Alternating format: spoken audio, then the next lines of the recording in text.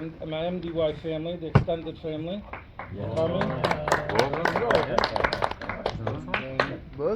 Only, a few people here knew my father. Between 4 people here. That's about it, right? My cousin from Lakewood, my uncle from Ballpark, my brother-in-law from Eretz Yisrael, and good friend Met Chashoyme, freshman from my... You live here in Staten Island, right? I live here, yeah. Partially. Right. So, I mean, you all knew my father, but you didn't know my father. To know my father, very few people really knew him. And his Savo, he asked not to give Langa his fathom about him, not to say over stories unless you heard it directly from him and or the person that it happened to, and also not to exaggerate. So we all have a tendency when we speak about our loved ones to exaggerate a little bit. Finished Seder Zroyim. Seder Zroyim is all about planting and growing. All the halachas involved in Eretz Yisrael. A little bit about my father is that he's a Ben Kunin. His parents, Sarah and Ya'akov, grew up in America. My Babi Sarah, she was born here in America. And they were always makbid about Shabbos and Chinuch. And I asked my father when I was little, you look around in New England, grew up in Providence, Rhode Island, you look around New England, I mean, you even see it in East New York, like that. All these shuls turned into churches, community centers, no Yiddish killers there anymore. Tati, what happened? So he said, it's a Chumash, that Ya'akov Avinu sent Yehuda to go down to Eretz Goshen to give a chavashiyah. Go show the with the Nitil Sedan.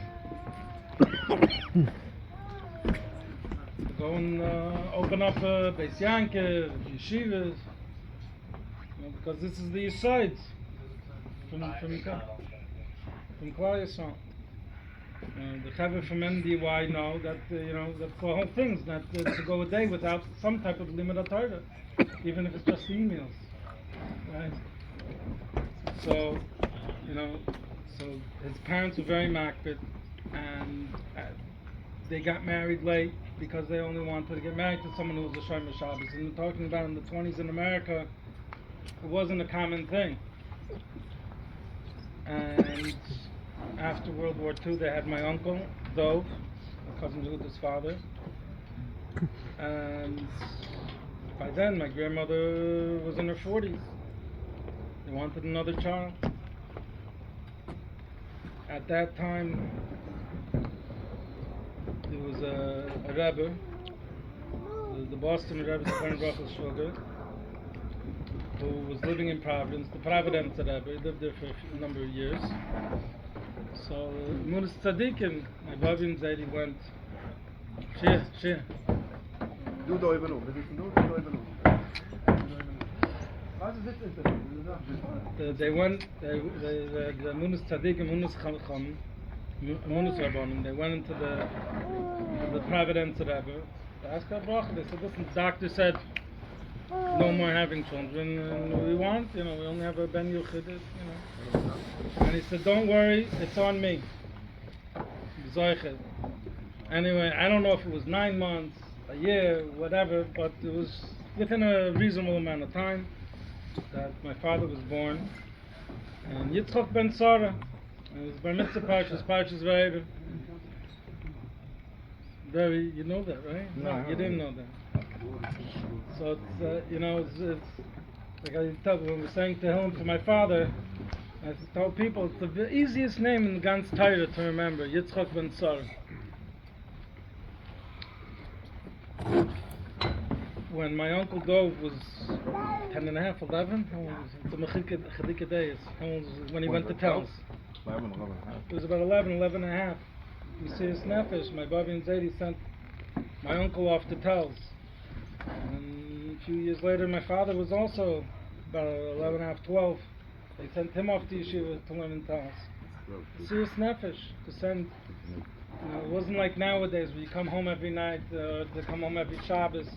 In those days, it was a tremendous Mesiras Nefesh. It tells us what Cleveland, 14 hours by train or something like that.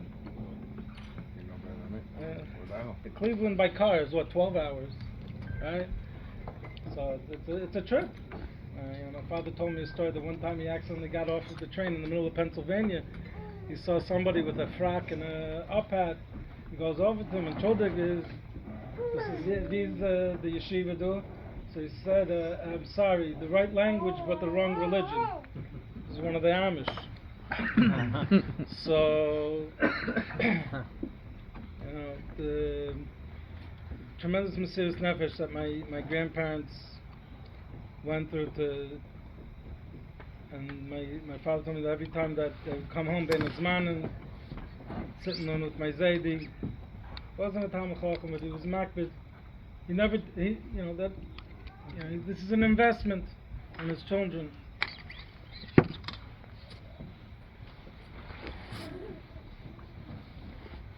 My Zadie never talked during davening. He just didn't have what to say.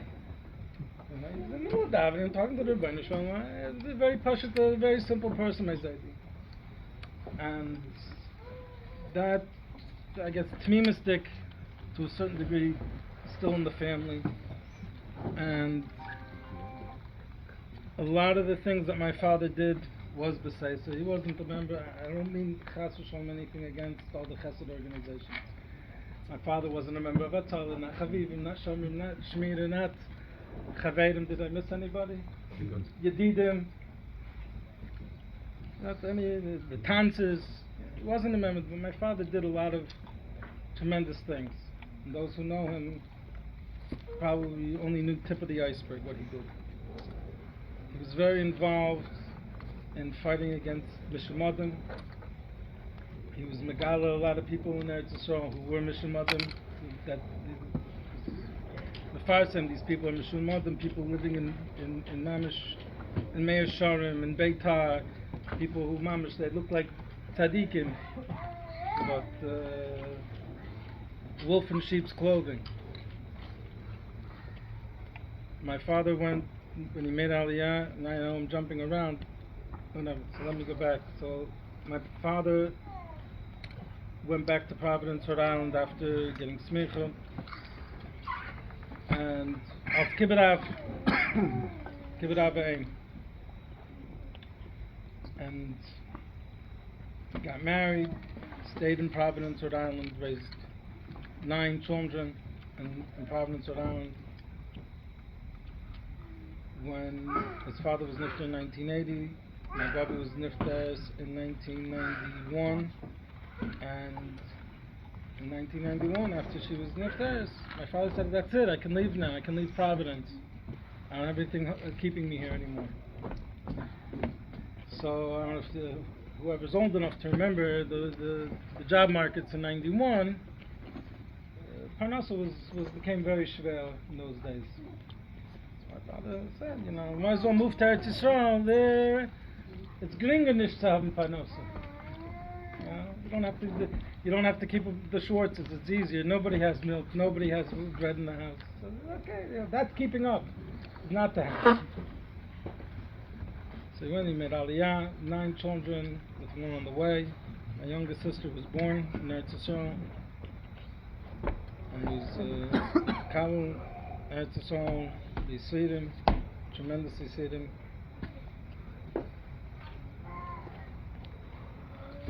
I want to say this story. I don't know if too bad. My father's not here. He can't tell me not to say it. Come to the dream tonight. Watch out. I let him come. I don't mind. One more time to talk to him. My mother calls him up crying one day in Providence.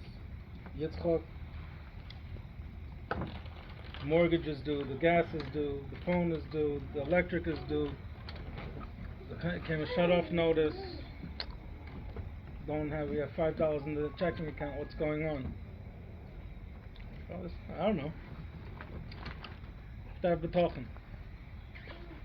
That time, my father worked solely as a mashgiach in a mile, and he worked at a place called Colfax, which is a oil shortening company. And he used to have, one of these like a construction trailer as his office. And in his office, he had a bed, a cot, whatever, a desk, paperwork, and then all around Svarim. People, my father had that addiction of always having to get a sefer when it came out and learn it cover to cover and know it. And so he tells my mother, listen, you have to have the token on the Rebbeinu Shalom. This is what the matzav is, and I can't pull money out of the air. I wish I could, but I don't have that koiches. So she hung up the phone. My mother was, I remember, because I walked in on the phone call, and my mother was very tzibrochen. The next day, where's Tati? Got a bris. The next day, where's Tati? He has 2 bris milas today. Where's Tati? 3 bris milas today. Like unheard of.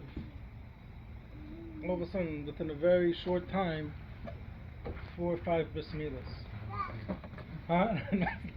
9 months later, he covered his mortgage. He was able to cover the mortgage. He was able to cover the phone bill, the electric bill, and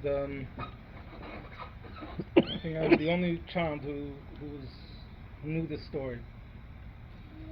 I was lucky to be in my father's office a few times at this Colfax, and I saw how he used certain svarim more.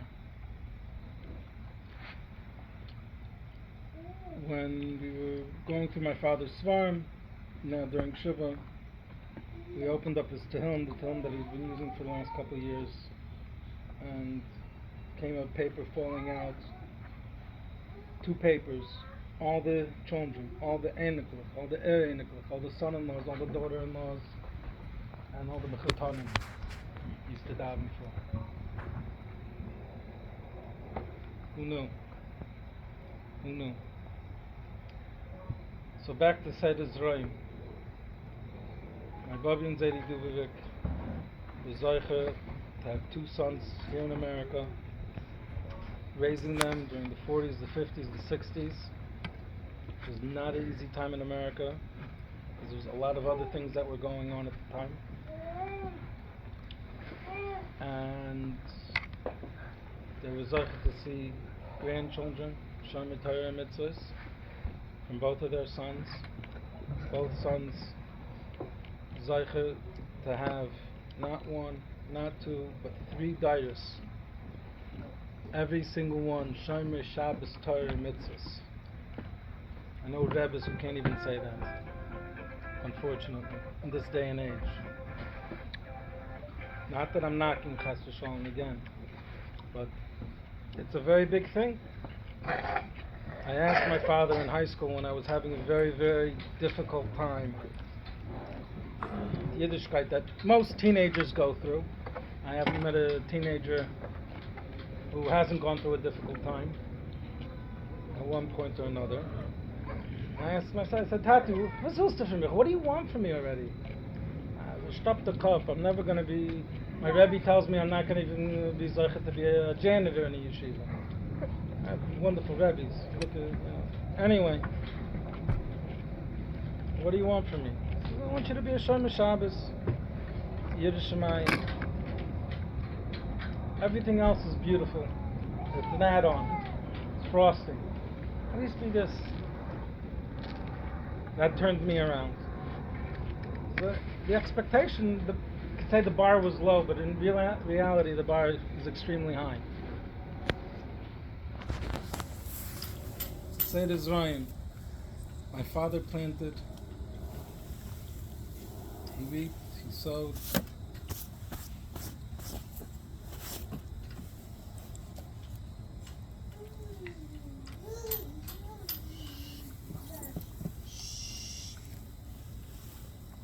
zoiche to see.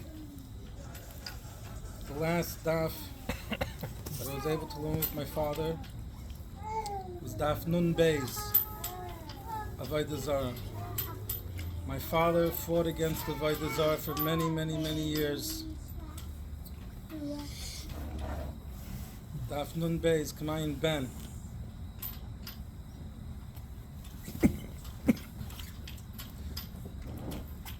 I hope I'll be able to, and my children will be able to go in the derech that my father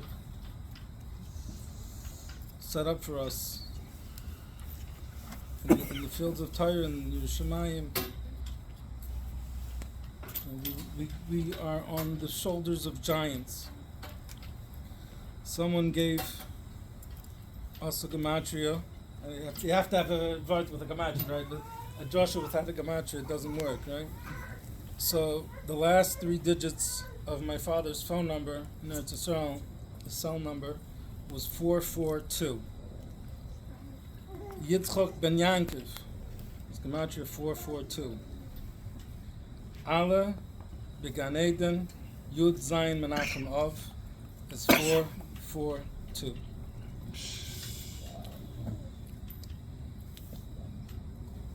Anything on the home phone number? Bills. No, a couple of bris milas. Couple of bris milas. So, with that, I guess I could keep on going on and on and on. It was a more later also in Israel? My father was a mile in Eretz Yisrael, and then he felt that his eyesight and his hands weren't steady enough. He retired. One of the biggest milim in Yerushalayim. Come on, you could still do it.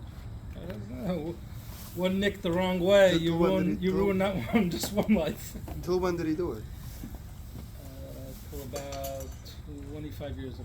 Until he was around 50, 60 years old. And Zeichet Tamal, when Russians started coming in the 80s, my father taught himself Russian. So you should be able to work with these Russians and convince them to get bris milas. My father did 3 daughters, an Einikel, a Tata, and a Zayda of the Russians. Not so posh. It's close with a lot of Rebbes. The Rebbes came to Menachem Avram. Again, stories people told us that we knew and that we didn't know. Anyway, it should be a meditation for everyone. And I should be able to megadol my sons. Shall be able to megadol our children. And, not with the Mesiris Nefesh, but with the Peiros and the...